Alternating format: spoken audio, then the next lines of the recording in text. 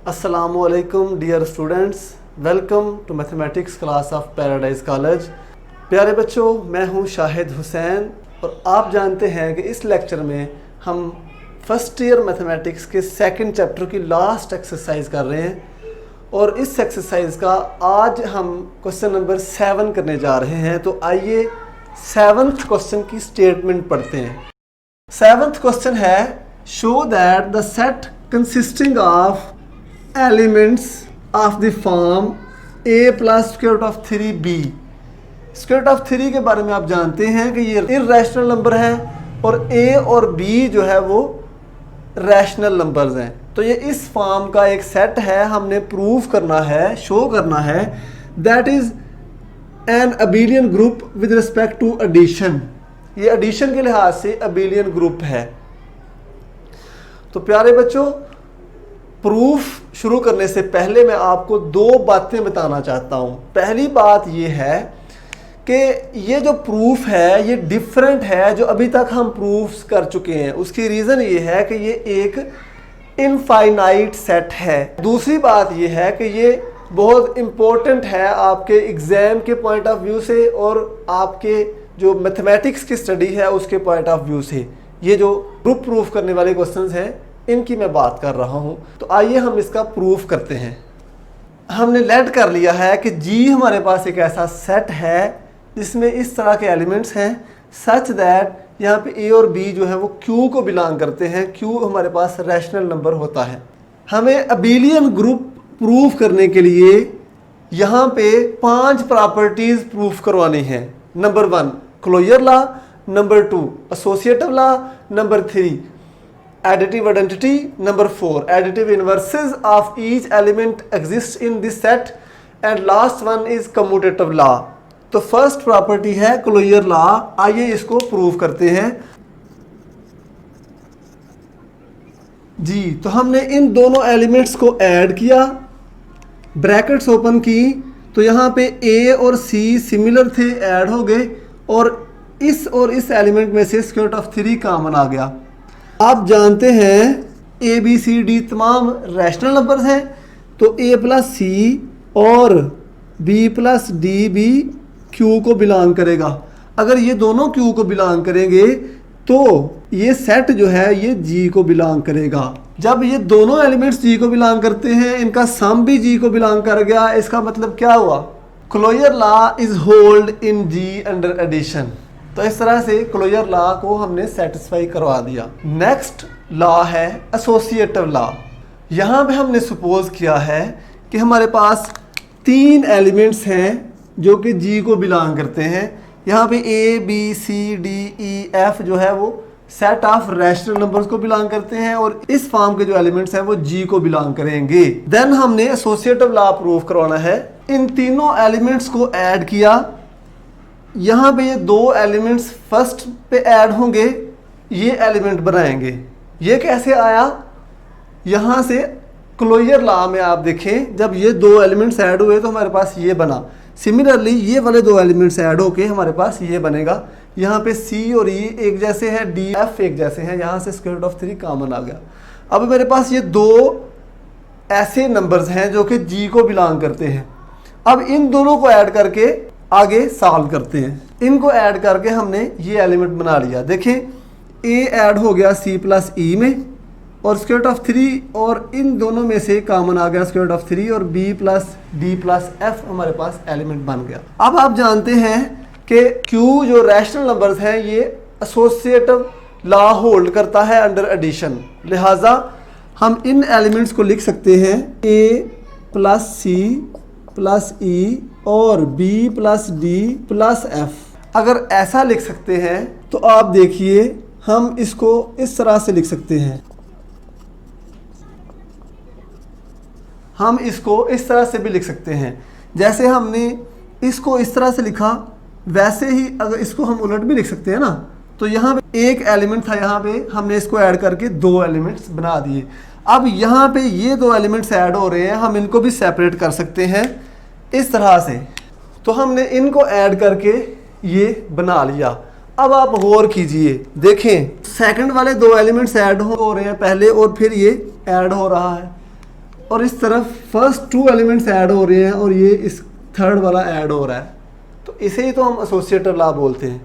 तो यहाँ पे आपने देखा कि ये वाला जो सेट एलिमेंट था, ये वाला जो सेटअप था, ये इस एक्सप्रेशन के बराबर हो गया, लिहाजा यहाँ पे एसोसिएटिव लॉ होल्ड करता है अंडर एडिशन। इसके बाद हम प्रूव करने जा रहे हैं आइडेंटिटी। यहाँ पे हम देखेंगे कि एक ऐसा element 0 plus square root of 3 into 0, ये सेट जो है वो आप जानते हैं जी को बिलोंग करता है। क्यों? क्योंकि 0 जो है वो रैशनल नंबर्स को बिलोंग करता है और इस तरह का जो एलिमेंट होगा वो जी को बिलोंग करेगा। क्लियर हो गया? तो हमारे पास एक एलिमेंट जो है वो जी में इस तरह का मौजूद है, such that 0 plus square root of 3 into 0, a plus square root of 3 b जब ऐड होंगे तो मेरे पास a plus 0 plus square root of 3 into b plus 0 आएगा और ये आ जाएगा a plus square root of 3 b के इक्वल। मतलब इस एलिमेंट में अगर इस एलिमेंट को ऐड करेंगे तो ये इस एलिमेंट पे कोई इफेक्ट नहीं डालेगा, लिहाजा हम कह सकते हैं 0 plus square root of 3 0 is an additive identity. तो हमारे पास एडिटिव आइडेंटिटी भी जी में होल्ड करती है अंडर एडिशन। इसके बाद सेकंड लास्ट जो प्रॉपर्टी है वो है for all a plus square root of 3b belongs to G. इस तरह के तमाम एलिमेंट्स के लिए जो कि जी को बिलोंग करें हमारे पास मौजूद होगा there exist minus a plus square root of 3 minus b belongs to G. क्योंकि माइनस a और माइनस b भी रैशनल नंबर्स हैं, लिहाजा इस तरह का एलिमेंट भी जी को बिलोंग करेगा। सच दैट कि जब इनको ऐड करेंगे तो हमारे पास तो इस तरह से ऐड होके a और माइनस a ऐड होंगे, b और माइनस b ऐड होंगे और स्क्वायर रूट ऑफ 3 कॉमन आएगा और हमारे पास आंसर आएगा आइडेंटिटी एलिमेंट ऑफ सेट जी। जब दो एलिमेंट्स ऐड होके आइडेंटिटी एलिमेंट बनाएं, आप जानते हैं उसका मतलब क्या होता है? उसका मतलब होता है कि वो दोनों एलिमेंट्स एक दूसरे के इन्वर्सेस हैं, लिहाजा यहाँ पे तमाम एलिमेंट्स जो कि जी को बिलोंग करते हैं उनका हर एक का इन्वर्स जो कि जी को बिलोंग करेगा। लिहाजा हम कह सकते हैं कि inverse of each element exist in set G. Last property है कम्यूटेटिव प्रॉपर्टी। तो कम्यूटेटिव लॉ को हम प्रूव करेंगे। इसके लिए हमें दो एलिमेंट्स लेना पड़ेंगे सेट जी के और इन दोनों को हम ऐड करवाएंगे।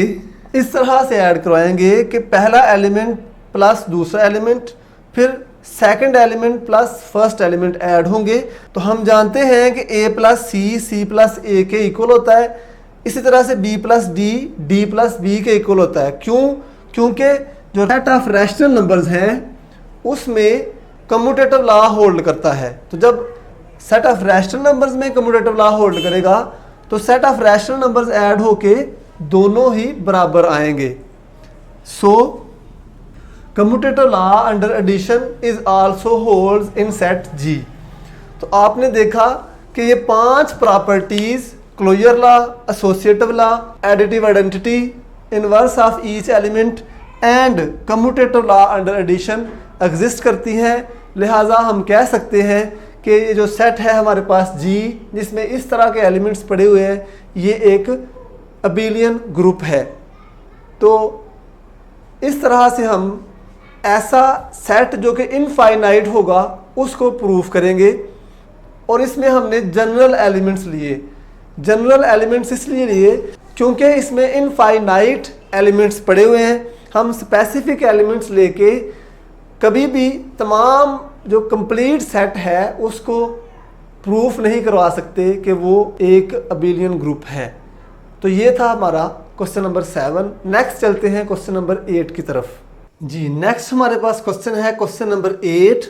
आइए इसकी स्टेटमेंट पढ़ते हैं। स्टेटमेंट में पूछा गया है determine whether P of S, यहाँ पे P ऑफ S से मुराद power sets of set S होंगे under the operation asterisk where asterisk stands for intersection. यहाँ पे स्टेरिक से मुराद इंटरसेक्शन होगा। इज अ सेमी ग्रुप, एक सेमी ग्रुप है। अ मोनाइड आर नाइदर, या फिर ना सेमी ग्रुप है ना ही मोनाइड है। इफ इट इज मोनाइड, अगर हमारे पास ये मोनाइड आता है, specify its identity, then specify करो, इसकी आइडेंटिटी को मेंशन करो। तो आइए इसको प्रूव करते हैं। हम लेट कर लेते हैं कि पावर सेट्स ऑफ एस हमारे पास ऑल सबसेट्स ऑफ एस होंगे। तो अगर सेट एस हमारे पास कोई सेट है तो उसके सबसेट्स में एम्प्टी सेट भी आएगा, सेट एस इटसेल्फ आएगा, इसके अलावा कोई सेट ए होगा, कोई सेट बी होगा, कोई सी होगा एंड सो ऑन। बहुत सारे सेट्स होंगे, क्योंकि उसकी रीज़न ये है कि सेट एस के बारे में हमें कोई इंफॉर्मेशन नहीं है, तो हम सपोज करेंगे कि सेट एस में इनफाइनाइट एलिमेंट्स हैं, then power sets of S में भी इनफाइनाइट सेट्स होंगे। तो ये इनफाइनाइट सेट का एक सेट होगा, उसे हम पावर सेट्स में लिखा। एक और चीज़, हम यहाँ पे जो स्टेरिक है इसको भी स्पेसिफाई करने जा रहे हैं, बल्कि उसने खुद स्पेसिफाई कर दिया है कि हमारे पास ये इंटरसेक्शन है। तो हमारे पास ये इंटरसेक्शन का ऑपरेशन है। आप जानते हैं कि सेमी ग्रुप में दो प्रॉपर्टीज होल्ड करनी चाहिए, इसलिए इसको सेमी ग्रुप बोलते हैं। वो दो properties closure law and associative law exist करनी चाहिए, और मोनाइड में तीन, और थर्ड प्रॉपर्टी इन दोनों के अलावा होगी आइडेंटिटी एलिमेंट यहाँ पे एग्जिस्ट करना चाहिए। तभी वो कह रहा है कि इसकी आइडेंटिटी स्पेसिफाई करो अगर ये मोनाइड है। तो सबसे पहली प्रॉपर्टी हमें क्लोजर लॉ देखना होगा। क्लोजर लॉ में हमें क्या करना होगा, तो आप जानते हैं क्लोजर लॉ में सेट्स को ऑपरेट कराया जाता है दो दो सेट्स को, और यहाँ पे ऑपरेशन है इंटरसेक्शन। तो जब दो सेट्स को इंटरसेक्शन लिया जाएगा तो जो आंसर आएगा वो कोई पावर सेट ही होगा। लिहाजा क्लोजर लॉ यहाँ पे होल्ड करता है, और क्लोजर लॉ फिर हम यहाँ पे लिखेंगे P of S is closed under binary operation intersection because for all A B belongs to P of S, power set of S जो है उसमें उससे बिलोंग करते हुए तमाम एलिमेंट्स A और B का जब हम इंटरसेक्शन लेंगे तो वो भी जो एलिमेंट आएगा वो P of S का होगा। लिहाजा क्लोजर लॉ यहाँ पे होल्ड करता है। सेकंड प्रॉपर्टी है associative law. Associative law is also hold in P of S। P of S में एसोसिएटिव लॉ होल्ड करेगा। उसकी रीज़न क्या होगी? बेसिक रीज़न उसकी ये होगी क्योंकि इसमें क्लोजर लॉ होल्ड करता है। तो आइए देखते हैं कैसे इसमें एसोसिएटिव लॉ होल्ड करता है। इस तरह से होल्ड करेगा कि B इंटरसेक्शन C कोई सा सेट आएगा, उसका इंटरसेक्शन A के साथ भी कोई सेट आएगा, और वो डेफिनेटली इसके इक्वल होगा। हम वैसे भी जानते हैं कि इंटरसेक्शन जो होता है वो एसोसिएटिव होता है। P of S के एलिमेंट्स का इंटरसेक्शन भी एसोसिएटिव होगा। For all A B C belongs to set P of S। Clear हो गया? तो यहाँ तक अगर ये दो प्रॉपर्टीज सेटिस्फाई करता है तो इसे हम सेमी ग्रुप बोल लेंगे। लिहाजा हम थर्ड प्रॉपर्टी भी चेक करेंगे यहाँ पे, और थर्ड प्रॉपर्टी कौन सी है हमारे पास? आइडेंटिटी। तो आइए देखते हैं कि इस P of S में कोई ऐसा सेट है जो कि आइडेंटिटी होगा, मतलब उसका इंटरसेक्शन लिया जाए किसी भी एलिमेंट के साथ तो वो खुद ना आए बल्कि दूसरा सेट आ जाए आंसर में। तो आइए देखते हैं कौन सा एलिमेंट यहाँ पे आइडेंटिटी होगा। मैंने अभी एक सेंटेंस बोला, ऐसा सेट जिसका किसी भी दूसरे एलिमेंट P of S, आप जानते हैं सेट्स हैं, तो किसी भी दूसरे सेट के साथ इंटरसेक्शन लिया जाए तो वो खुद ना आए, वो खुद ना आए बल्कि दूसरा सेट आ जाए। तो आप जानते हैं कि कोई बड़ा सेट ही होगा कि अगर उसका किसी दूसरे छोटे सेट के साथ इंटरसेक्शन लिया जाएगा तो वो कॉमन एलिमेंट्स छोटे सेट वाले आंसर में आ जाएंगे। तो ऐसा सेट सबसे बड़ा इसमें मौजूद है S सेट खुद। तो S एक ऐसा सेट है जो कि यहाँ पे आइडेंटिटी होगा अंडर इंटरसेक्शन। तो हम इस तरह से लिखेंगे, तमाम उन एलिमेंट्स जो कि A होंगे और P of S को बिलोंग करेंगे, तमाम एलिमेंट्स जो कि P of S के होंगे उनका जब इंटरसेक्शन लिया जाएगा सेट S के साथ तो ए आंसर में आएगा। ये किस केस में हो सकता है? जब ए जो है वो सबसेट हो किसका? एस का। सिर्फ उसी सूरत में हो सकता है आंसर ए आए। इस बारे में आप जानते होंगे कि अगर ए छोटा सेट होगा तो ही आंसर ए आता है इंटरसेक्शन का। ये आप प्रीवियस एक्सरसाइजेज में डिटेल से पढ़ के आ चुके हैं। लिहाजा S is identity element in P of S, power sets of S under binary operation intersection. Hence P of S is a monoid and its identity is set as itself। तो हमने यहाँ पे प्रूफ कर दिया कि हमारे पास जो P of S है वो मोनाइड है, सेमी ग्रुप ही नहीं बल्कि मोनाइड है, और उसकी आइडेंटिटी सेट S खुद होगा। बच्चों आपने यहाँ पे इसको याद रखना है इस बात को कि P of S, power sets of S जो सेट होगा उसके जो एलिमेंट्स होंगे वो मोनाइड होंगे, और S जो सेट होगा उसमें आइडेंटिटी एलिमेंट का रोल प्ले करेगा। यहाँ पे आपके लिए एक असाइनमेंट है, तो ये आपके लिए असाइनमेंट है। P ऑफ S कोई पावर सेट्स ऑफ S कोई सेट है और U यहाँ पे हमारे पास बाइनरी ऑपरेशन है।